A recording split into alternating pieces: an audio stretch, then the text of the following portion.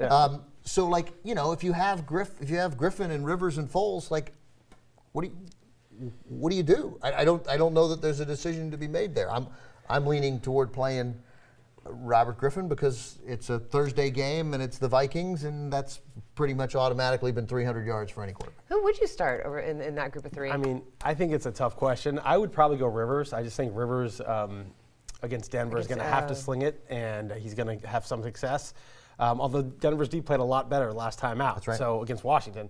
So that's a close call, and this is kind of emblematic of what everybody's dealing with, right? We have 4 receivers. We got to choose 3 of them. We got 4 running backs. We got to choose 2 of them. We've got 2 or 3 quarterbacks. We got to choose 1 of them. And our lineup decisions are making or breaking our entire season. You could easily have a 2-game swing where instead of being 4-5, you're 6-3. Totally. Now you're in great position for the playoffs. Why? Because you drafted a good team? No. Why? Because you're smarter than the next guy? No. Because you just got lucky and you set the right lineup a couple of times. And fantasy football has been a lot more about lineup setting, about mixing and matching on the waiver wire. And there's a few reasons for this. One is PPR. Now there's guys like Jeremy Curley who becomes relevant, who never would have been relevant before PPR came in. That's a major swing in a PPR versus the standard league. I mean, one guy who catches 8 balls for 60 yards, right, all of a sudden is a viable start. Yeah. That's 14 points. That's a legitimate guy that now you have to consider, right? So now he's another guy on your bench that's like another decision to make. Other problems, these running quarterbacks, okay? There used to be just a couple running quarterbacks. Now there's a whole bunch. Now do you start Russell Wilson or do you start Tom Brady on a given week? Well, now that's a decision you wouldn't have had to make. It would have obviously been Brady, but now you get these rushing yards thrown in. Then you have the problem of, these running back committees all over the NFL.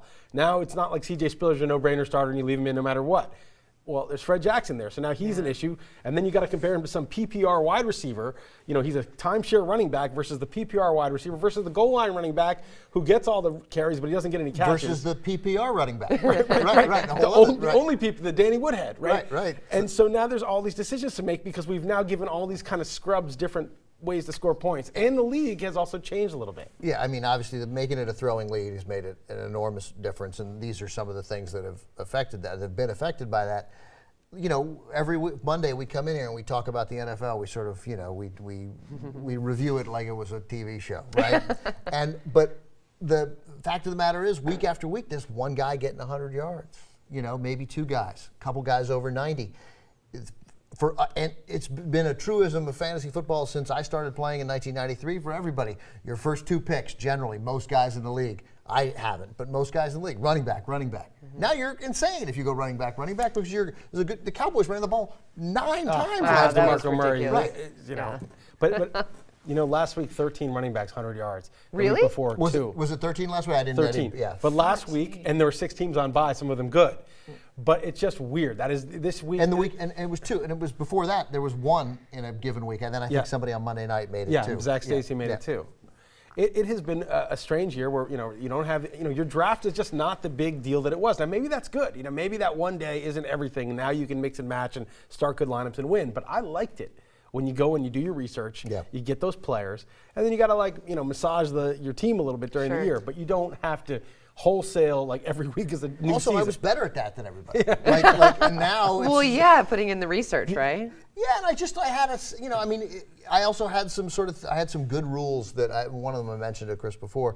One, I didn't draft a guy who was on my team last year because I knew I knew I loved him too much, right? Or I was heartbroken by him and I was never going to let anybody else get the things that I should have gotten the year before. But either way, I thought that's not rational and I stay away. Obviously, we had an auction league. If there was incredible value, I would amend that rule and make a change. But I like doing that.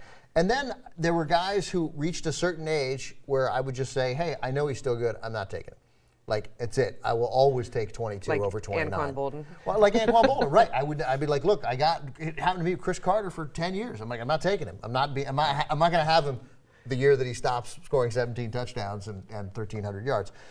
And that stuff served you generally well when you were like the guy who constantly went with young and super fast. And it often paid off. How do you make decisions if you have Mike James and C.J. Spiller and Le'Veon Bell and Ryan Matthews? First of all, it used to be that you would always want to play 3 running backs. That era is gone. So you got to choose 2 of them. I really feel like it's a coin flip. I sort of feel like if Spiller is back and healthy, you play him because he can change a game.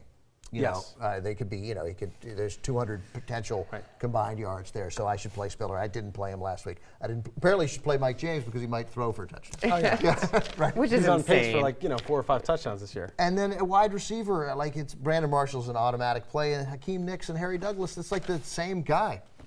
And I'd probably play Douglas if they weren't playing the Seahawks. Yeah, in his adult film work, Hakeem Nicks goes as Harry Douglas. Is that right? Yeah. So, look, it's very hard to make these lineup decisions. I mean, there is some data you can look at. You can look at the opposing defenses. If a team is very tough against the run, obviously, or very tough against the pass, that helps a little bit. But remember, teams make adjustments. They think, okay, we're tough against the run, but our pass defense is weak, so we need to drop some linebackers back. Right, So that's the problem with the NFL. It's like betting the lines. The lines adjust every week. So it's not like you can just do the same thing and think, oh, well, they were good against the run. But run defense has been year to year a little bit more stable than pass defense. And I think that, you want to look at how good the other team's offense is. I mean, if you're starting receivers and quarterbacks, you want to look, who are they playing? Are they playing Tampa? That's not really good because Tampa's offense doesn't put up a lot of points. So your quarterback's not going to be forced to, shoot it out with them. But if you're playing the Saints, even though their defense has been better this year, you're still going to throw a lot against them. That's why you would play Phillip Rivers instead of Robert Griffin. Right, because even though Denver's D may be improving, and it wasn't very good early, but it may be improving with Von Miller now back a couple games, you know that Peyton Manning's going to put up points, and you know that's going to put pressure on the Chargers to catch up, and that means a lot of Rivers, and I think that's why I would do it. Now, the Vikings' defense is bad. Bad, right. So, the Redskins can get up on them, but you have Peterson controlling the clock, running down. I think it's going to be a tight game, and Griffin has just been so erratic. So erratic, it's very hard to make that call. And by the way, just for good measure, when Jimmy Graham was hurt, I managed to get a hold of Jordan Reed, so I might want to play 2 tight ends. Sure. Jordan Reed, 2 tight end set. I thought you were going to substitute Reed for Graham. Go heavy jumpo. No, you don't not play Jimmy Graham. I already made that mistake once this year when I thought he was hurt. He got 2 touchdowns. I did too. He was on my bench. Right. I've had an impressive year managing this club. Yeah. What's your record? 4, like I said, 4 and 5. And he took 7-2 talent and made it into 4 totally. I can't. I've made a. Look, who signs the Raiders defense? Yeah. Well, apparently you do. Well, by the way, you know who they replaced though? Who's that? Pittsburgh.